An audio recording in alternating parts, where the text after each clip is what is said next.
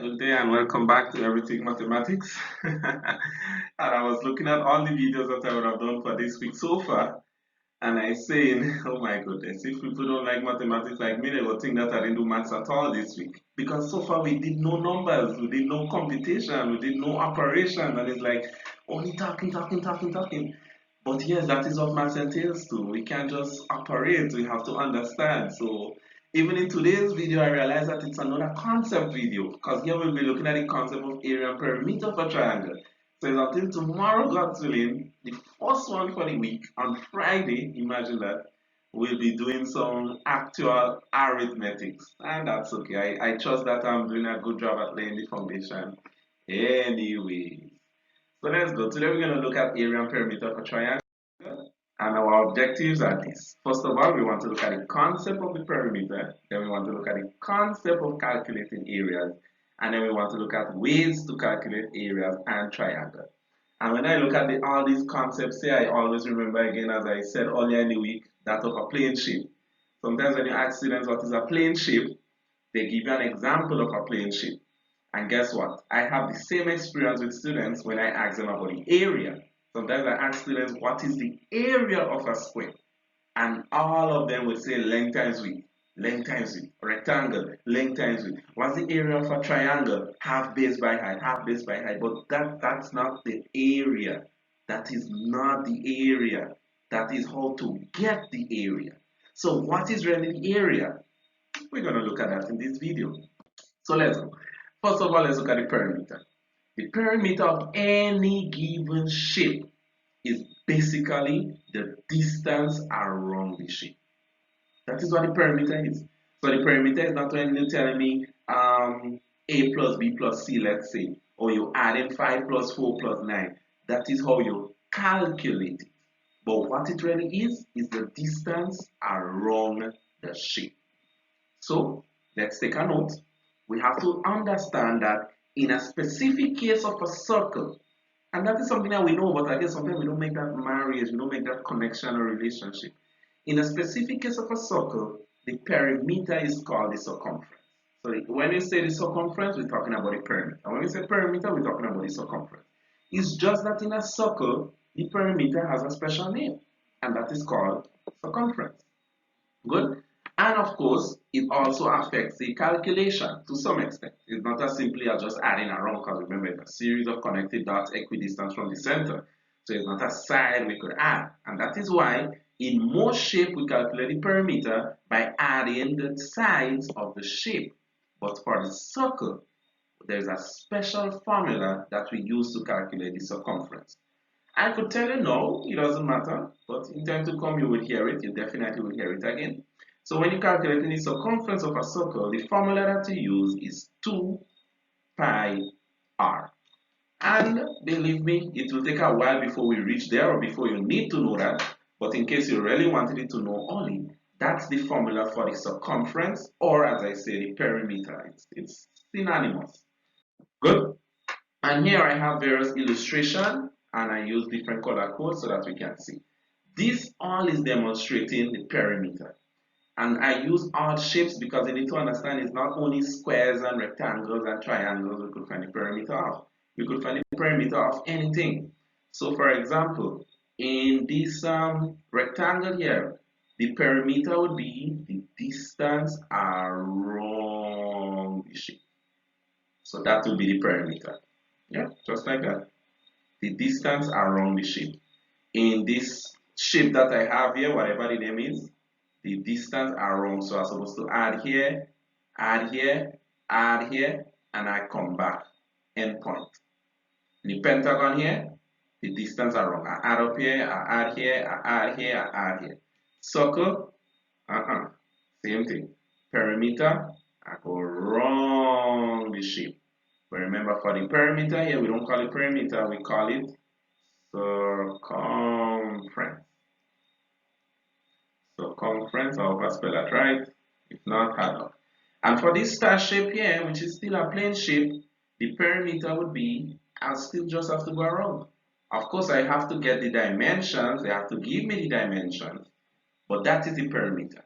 And when I'm in school, that is what I would do. I mean, believe me, I teach in a secondary school. But if I have to do this in a Form 1 level, I ain't going to give them dimensions. I'm not going to tell them, for example, which I could, but I won't.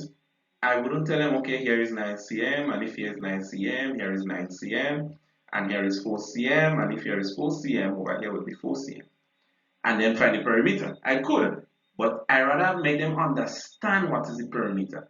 And if they could shade the distance around the shape, then more than likely they'll be able to add the distance around the shape. And that will also make them acknowledge that the perimeter is not just the working out, there is an answer to the perimeter. And then I could tell you, because I'm doing this for years, students start to analyze other definitions for themselves. For example, they will tell me it's like the boundary. And every time they bring up that word, I say, bingo. You understand what you're about. You understand. They would use boundary. Some of them would use border. So it's like the border of your land, where your property is. And once they start to make this kind of references, I say, okay, yes, they have it. They have it. I could start there. They have it. And then the numbers come to play. Because once you understand, it's like you're calculating your boundary, yes, then you add your distance around. And that's the easy part, really. Not starting from adding, understanding that is the distance around. And guess what? The same thing happens for the area. Because we don't understand what is the area, we have problems. So what is really the area? The area of any given shape, really and truly, is the space inside of a shape. That's the area, the space inside of a shape. So the area of a square is not length times width. That is how to calculate it. But the area of a shape is really and truly the space inside of a shape. That's all. Once we know that, we shouldn't have a problem. And then, of course, is the calculation. Based on the shape, there are different formulas that you can use to calculate the area. So not all areas, this is to say, not all areas are calculated length times width. It's based on the shape. You have half the sum of the two parallel sides multiplied by the height. That is the formula to calculate the area of one of the shapes. You have pi r squared. That is another formula to calculate area. You have length times width. You have half base times height. You have Heron's formula. You have half AB sine C. And all these are formulas that we will look at. So the area is not length times width. If you tell me that, then it will be wrong in so many levels. Because to some degree, that will just help you with a square and a rectangle. You're doomed for the rest. Well, again, other shapes will go with that too, but I hope I join a picture here. Right, so here we have a representation of the area, and notice now for the area, the shape is color-coded on the inside. So, for this shape here, the pentagon here, the area is this orange, the region covered in orange, which is the whole inside here. For this rectangle here is the yellow. Everywhere where the yellow is, everywhere where the yellow is, that is the area. For this triangle here, we have the green. So all green, wherever the green runs inside, that's the area. And for this arrow here, well, arrow pointing arrow. But yeah, there's a tell you, the area is any shape. You could calculate the area of any shape. And this arrow here is a compound shape. Because technically you have a combination of a rectangle and a triangle. But regardless, the area is the blue, the space in blue, the space covered in blue. That's your area. And that's how it works, people. That's how it works. That's your area. And last but not least, let us look at the formulas to calculate the area of a rectangle, sorry, triangle. So that means in the next video, we will be doing some arithmetics. Right, so how do we calculate the area of a triangle? I know maybe most persons know half base by height. I think maybe everybody know half base by height. To the point that maybe everybody believes that this is the only way to calculate the area of a triangle. Well, let me teach you something today. Half base times height could only work when you're given the height. If you're not given the height, this formula cannot work. And that is why it's important to know the other two. Because these are three different possibilities that exist when calculating the area of a triangle.